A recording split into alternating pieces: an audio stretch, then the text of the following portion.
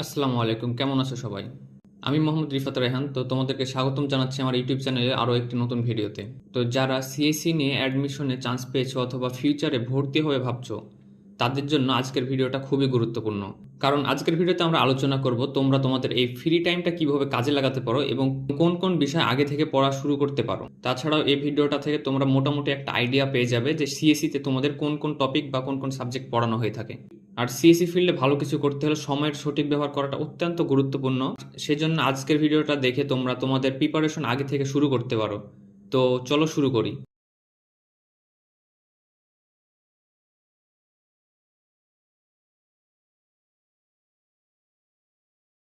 তো প্রথমে বলি প্রোগ্রামিং এর কথা।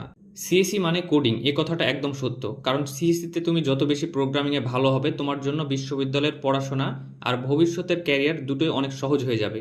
কারণ সিএসসিতে প্রায় প্রতিটি কোর্সে সরাসরি বা পরোক্ষভাবে প্রোগ্রামিং লাগে। তাই ফ্রি টাইমটা সবচাইতে ভালো ব্যবহার করার ওয়ে হলো প্রোগ্রামিং এর বেসিক শেখা।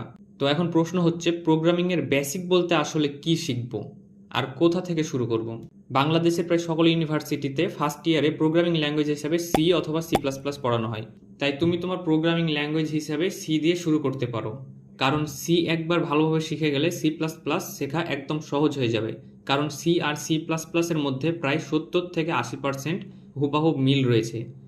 বাকি যে 20% রয়েছে সেটা তুমি এই 80 ভাগ ভালো করে পারলে 5 থেকে 6 দিনের মধ্যে ভালোভাবে শিখে যেতে পারবে। তাছাড়া বাংলাদেশের ইউনিভার্সিটিগুলোতে সাধারণত 4 বছরে তোমাদের প্রোগ্রামিং ল্যাঙ্গুয়েজ হিসেবে C, C plus plus, Java আর পাইথন পড়ানো হয়ে থাকে। আর মজার ব্যাপার হলো, এগুলার বেসিক অনেকটাই একে অপরের সাথে মিল রয়েছে। তাই তুমি চাইলে যে কোনো একটি দিয়ে শুরু করতে পারো। কিন্তু যেহেতু প্রায় সকল ইউনিভার্সিটিতে ফার্স্ট প্রোগ্রামিং ল্যাঙ্গুয়েজ হিসাবে সি দিয়ে শুরু করা হয়, তাই বলবো তোমারও সি দিয়ে শুরু করা উচিত। কারণ সি দিয়ে শুরু করলে প্রোগ্রামিংয়ের বেসিক ধারণাগুলো সবচাইতে ভালোভাবে শিখতে পারবে।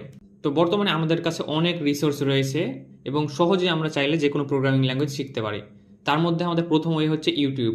ইউটিউবে তুমি প্রচুর ভিডিও পেয়ে যাবে, যেখানে তোমাকে ফুললি শুরু থেকে শেষ পর্যন্ত একবারে ডিটেলসে ফুল কোর্স আকারে ল্যাঙ্গুয়েজ শিখাই দেবে। তো তুমি চাইলে ইউটিউব থেকে শিখতে পারো। আর একটা দারুণ ওয়েবসাইট রয়েছে, সেটা হলো W3 স্কুল, এখান থেকেও শিখতে পারো। আর প্রোগ্রামিং ল্যাঙ্গুয়েজ শেখার ক্ষেত্রে একটা বিষয় হলো তোমার প্রচণ্ড ধৈর্য ধারণ করতে হবে।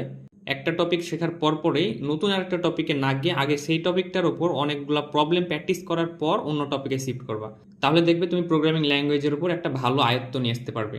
তোমরা কি চাও আমি সি প্রোগ্রামিং এর উপর একটা প্লেলিস্ট তৈরি করে নিচে কমেন্ট করে জানাও। যদি ভালো রেসপন্স পাই তাহলে আমি একটা প্লেলিস্ট বানিয়ে দেবো। এরপর আসি ম্যাথে। সিএসসিতে ম্যাথের গুরুত্ব অনেক অনেক বেশি। কারণ তুমি যে প্রোগ্রামিং ল্যাঙ্গুয়েজে কোড লিখো না কেন, তার মধ্যে যে লজিক ব্যবহার করবে সব কিছুতেই ম্যাথের প্রচুর ব্যবহার রয়েছে। তোমার ম্যাথের বেস যত শক্ত হবে, তোমার সিএসসি জার্নিটা তত সহজ হবে। তাহলে প্রশ্ন, কোন কোন ম্যাথ শিখবা এই ফ্রি টাইমে? তো প্রথম ইয়ারে সাধারণত আমাদেরকে ক্যালকুলাস, ভেক্টর, সার্কেল ইত্যাদি শেখানো হয়ে থাকে।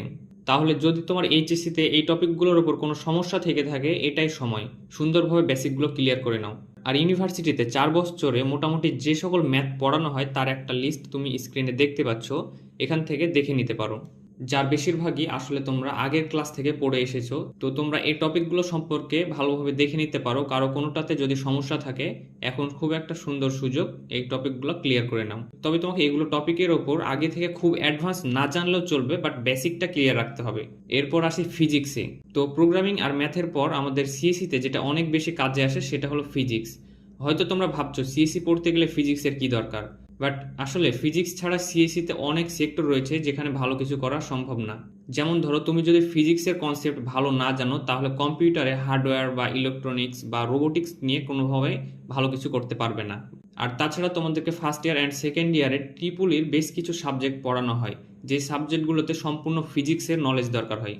তাই ফিজিক্সের বেসিক টপিকগুলো ভালোভাবে জানা খুবই জরুরি।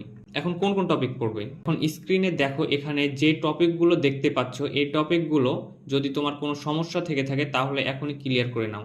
এই টপিকগুলো তোমার মোটামুটি ক্লিয়ার থাকলে তোমার ভার্সিটির শুরু থেকে কোনো সমস্যা হবে না। তো এভাবে তুমি তোমার প্রোগ্রামিং, ম্যাথ আর ফিজিক্সের বেসিক ভালোভাবে ক্লিয়ার করলে ইউনিভার্সিটি শুরু হওয়ার আগে থেকে তুমি সবার থেকে এগিয়ে থাকবে। তো আজকের ভিডিওটা এ পর্যন্ত। যদি তোমাদের ভিডিওটা ভালো লেগে থাকে তাহলে একটা লাইক করে দিতে ভুলবে না। আর পরবর্তী ভিডিওটি কোন টপিকের ওপর চাও নিচে কমেন্ট করে জানাতে পারো।